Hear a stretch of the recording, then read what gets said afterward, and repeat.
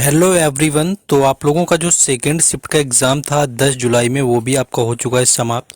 SSC CHSL का तो जो भी क्वेश्चंस हमें मिल पाए इस शिफ्ट में, उनके बारे में हम डिस्कस करने वाले हैं। बस आप लोगों को वीडियो को लाइक कर देना है, शेयर कर देना है, चैनल को सब्सक्राइब करके रखना है, क्योंकि हर शिफ्ट का यहाँ पर हम आपको एनालिसिस करवा रहे हैं। तो चलिए शुरुआत करते हैं पहले क्वेश्चन की। पहला क्वेश्चन पूछा गया था कि कर्नाटक के जो मुख्यमंत्री यानी कि कर्नाटक के चीफ मिनिस्टर आपसे पूछे गए थे। सिद्धारमैया इसका राइट आंसर था। और मैं ये देख रहा हूँ कि जो एग्जामिनर का जो थोड़ा प्रेम समझ में आ रहा है कर्नाटक के साथ में, क्योंकि कर्नाटक का सीएम एक और दिन पूछा जा चुका है, इसका गवर्नर भी 2 बार पूछा जा चुका है, तो कर्नाटक के ही सीएम गवर्नर यहाँ तक पूछे जा रहे हैं। तो जिन लोगों ने पहले एनालिसिस देखा होगा और अगर सीएम और राज्यपाल नहीं भी पढ़े होंगे तो भी उसने सही कर दिया होगा। तो सिद्धारमैया जो है ये कर्नाटक के मुख्यमंत्री हैं। और थावर चंद गहलोत की मैं बात करूं, जो कि आपका पूछा गया है, तो थावर चंद जो गहलोत हैं ये है राज्यपाल कर्नाटक के। तो ये भी आपको याद रखना है। नेक्स्ट आगे क्वेश्चन हमारा है।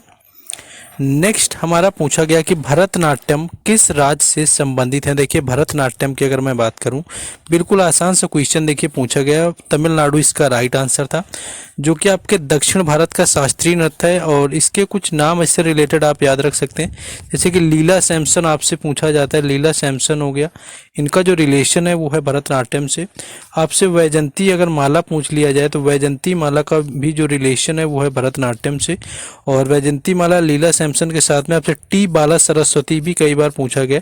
तो टी बाला सरस्वती की मैं बात करूं तो इनका भी रिलेशन जो है भरतनाट्यम से। तो इन लोगों को याद रखना है, जो कि आपके लगातार कई बार पूछे जाते हैं। बाकी आपका सेकंड शिफ्ट में इससे रिलेटेड रुक्मणी देवी अरुंडेल का आपसे पूछा गया था। सोनल मानसिंह का भी रिलेशन है भरतनाट्यम से, लेकिन भरतनाट्यम के साथ साथ उनका रिलेशन ओडिसी से भी है, जिनको 1992 में पद्म भूषण मिला। और सबसे कम एज की बनी थी डांसर यानी कि नृत्यांगना, जिनको पद्म पुरस्कार मिला हुआ था सबसे कम एज में। ये आपसे क्वेश्चन पूछे गए थे, तो यहाँ से आपको चीज़ें जो है देख लेनी है। नेक्स्ट क्वेश्चन आगे है। नेक्स्ट ये भी आपका देखिए तीसरा क्वेश्चन भी आसान पूछा गया कि फुटबॉल में खिलाड़ियों की संख्या कितनी होती है। नंबर ऑफ प्लेयर्स आपके पूछे गए थे।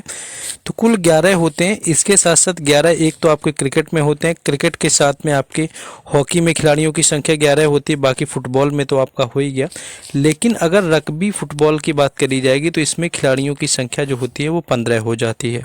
अगर मैं बास्केटबॉल की बात करूँ तो बास्केटबॉल में खिलाड़ियों की संख्या आपकी 6 होती है, सॉरी आपकी 5 होती है। और यही चीज़ जब आपके वॉलीबॉल की बात आएगी तो वॉलीबॉल में जो खिलाड़ियों की संख्या होती है वो 6 होती है। कबड्डी में बात करूं तो कबड्डी में खिलाड़ियों की संख्या 7 होती है। ये नंबर ऑफ प्लेयर्स हैं डिफरेंट गेम से रिलेटेड, जो कि आपसे पूछे जाते हैं। एसएससी का कोई एग्जाम हो, आपको जब कैटेगरी एग्जाम की बनती है यानी कि स्पोर्ट कैटेगरी आएगा तो नंबर ऑफ प्लेयर्स पूछा जाना कॉमन होता है, जो कि आपको पता भी होने चाहिए मुझे लगता है ऑलमोस्ट जो भी आपसे होते हैं। टेनिस एंड टेबल टेनिस की बात करूँ तो 2 या 4 आपका ऑप्शन में जैसा दिया होता है, जैसे युगल वगैरह खेलते हैं। नेक्स्ट क्वेश्चन है आपका। नेक्स्ट क्वेश्चन आपका T20 से रिलेटेड यहाँ पर आपका आया हुआ था कि भारत ने कितनी बार T20 वर्ल्ड कप का आयोजन किया हुआ है, यानी कि होस्ट किया हुआ है। होस्टिंग कंट्री आपकी पूछी गई थी कि इंडिया जो है कितनी बार होस्ट कर चुका है T20 वर्ल्ड कप को। तो देखिए T20 वर्ल्ड कप की बात करें तो एक ही बार इंडिया ने होस्ट किया है, वो आपको पता होना चाहिए। और वो आपका साल था 2016। 2016 के अंदर इंडिया ने होस्ट किया हुआ था T20 को।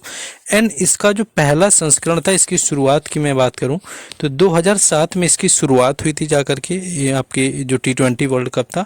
एंड फर्स्ट टाइम जो इसका विनर रहा हुआ था, तो फर्स्ट टाइम जो विनर था वो इंडिया रहा हुआ था। पहली बार इंडिया ने जीता हुआ था 2007 में। एंड दूसरी बार भी इंडिया ने कब जीता है तो आपका इसी साल जीता हुआ है 2024 में। तो 2024 में इंडिया ने फिर से यानी कि दूसरी बार जीता हुआ है T20 वर्ल्ड कप।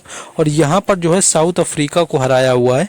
और मैं अगर बात करूँ साउथ अफ्रीका को हराने में कि ये आपका हुआ कहाँ था, तो ये आपका हुआ था यूएसए एंड वेस्ट इंडीज, 2 जगह जो होता है इन लोगों ने मिल करके जो है जॉइंट होस्ट यानी यहाँ पर इन लोगों ने किया हुआ था। तो ये आपको पता होना चाहिए। बाकी 2 बार इंडिया जीत चुका है देखिए वर्ल्ड कप। और इसके साथ साथ और कौन 2 बार जीता, तो आपका इंग्लैंड भी 2 बार जीता है एंड वेस्ट इंडीज भी जो है वो भी 2 बार जीत चुका है। बाकी श्रीलंका और पाकिस्तान वगैरह आपके एक एक बार जीते हैं।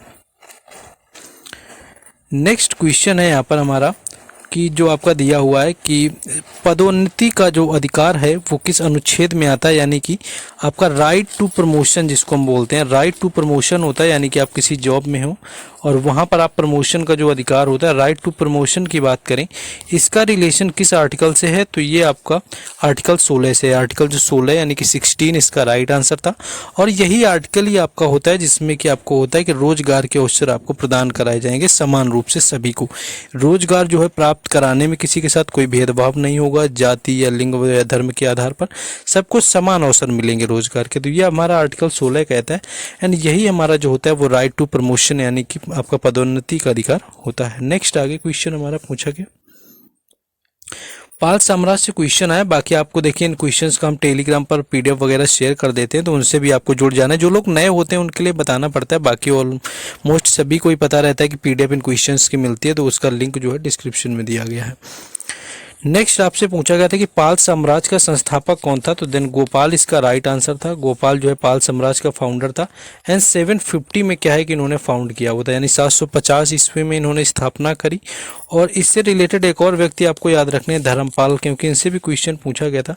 पहली चीज तो विक्रमशिला का निर्माण करवाया हुआ था, और एक और चीज की कुछ समय के लिए, यानी कि कौन सा पाल शासक था जिसने कुछ समय के लिए कन्नौज पर शासक किया हुआ, यानी कि कन्नौज पर विजय पाया हुआ था या शासन किया हुआ था। तो ये क्वेश्चन अभी पूछा गया CHSL में।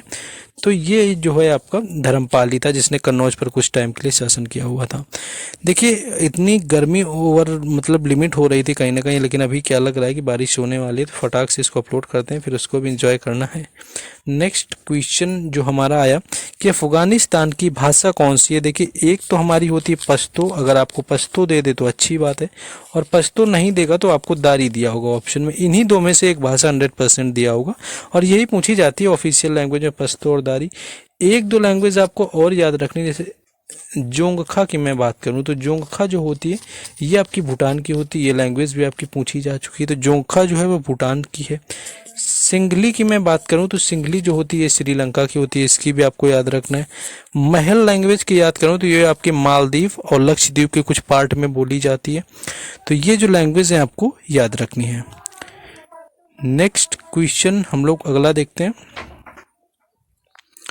नेक्स्ट क्वेश्चन पूछा गया कि आर सेंसस आर फ्यूचर, यानी कि हमारा जनगणना, यानी कि हमारी जनगणना हमारा भविष्य, किस वर्ष जो आपकी जनगणना हुई थी उसकी थीम थी। तो आपको पता है कि हमारी जो लास्ट सेंसस हुआ था, लास्ट जनगणना 2011 की थी, एंड इसी का जो थीम है वो रखा गया था आर सेंसस आर फ्यूचर के नाम से। ये चीज़ आपको पता होनी चाहिए।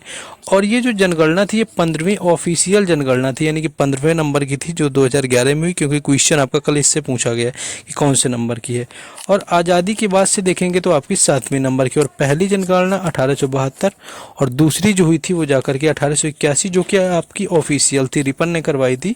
एंड 1872 की जो है वो मेयो के टाइम पर हुई थी, तो उसको भी यहाँ पर ध्यान रखेंगे।